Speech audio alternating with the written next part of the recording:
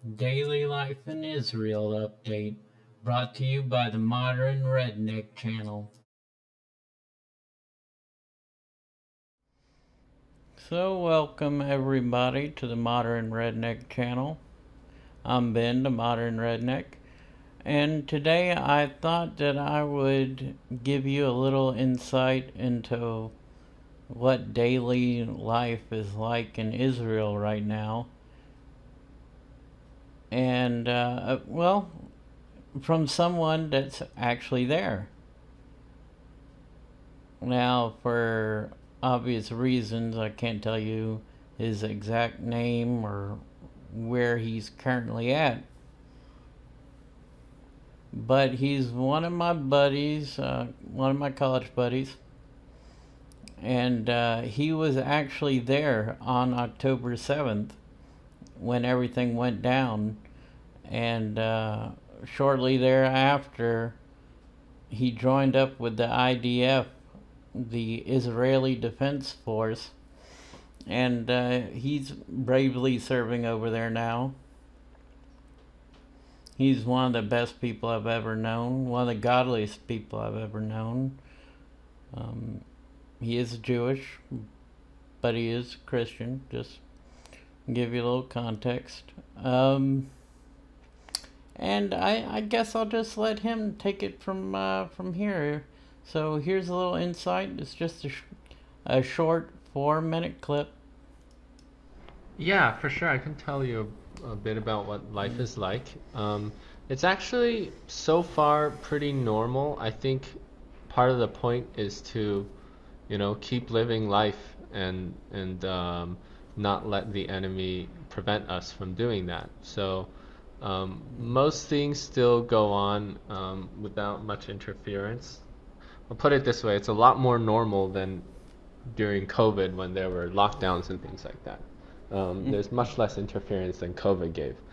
Um, so most things are pretty normal, but there is obviously this shared individual and social awareness of the possibility of a quick turn of events and everyone suddenly having to go to like a safe room, a bomb shelter, and cuddle together while bombs attack or something like that. So that is always a possibility, and it's in everyone's mind, and everyone's reading the news. Almost everyone is reading the news, which is less fun, I gotta say. Reading the news is more fun when you're at a distance, but yeah, you kind of feel like you have to impulsively check up on the news every few hours, and that's kind of taxing. Um, but other than that, I mean, so far, um, life for most people is in a kind of physical way relatively unaffected. Obviously, there have been tens of thousands of people who live near Gaza and especially live in the north, far up in the north, who are still displaced and had to move away because they're too close to the borders of the enemy and they're just within easy firing range of rockets.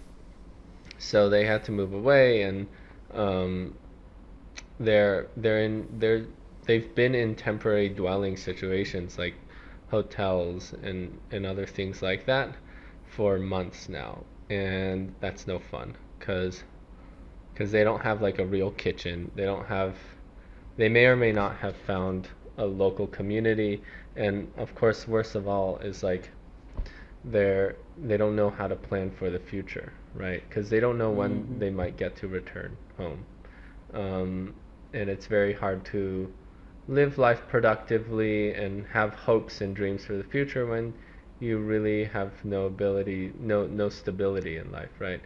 And I think that's probably especially bad for the kids. It's really hard for families in those situations. If you have a family of like 6 people, 2 parents, 4 kids, and you're like spread between 3 hotel rooms for like almost a year now, 10 months. That's no good.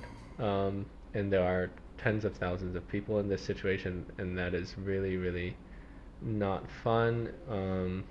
And so it's definitely affected them very directly. Um, Lucky for me, I'm not within that number. But before I joined the army, I did do some volunteering with some groups who were displaced, helping watch their kids, helping them with schoolwork, whatever.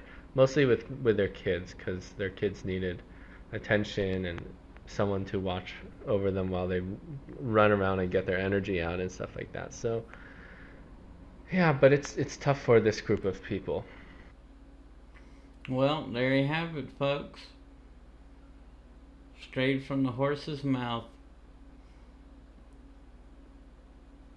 If you like this video, if you want to hear more, if you'd like to hear more from my buddy, maybe if there's enough support, maybe he would talk a little bit more about it. Um, Otherwise, just comment, like, subscribe. Remember, you're watching the Modern Redneck channel, and I'm Ben, the Modern Redneck. Y'all have a blessed day.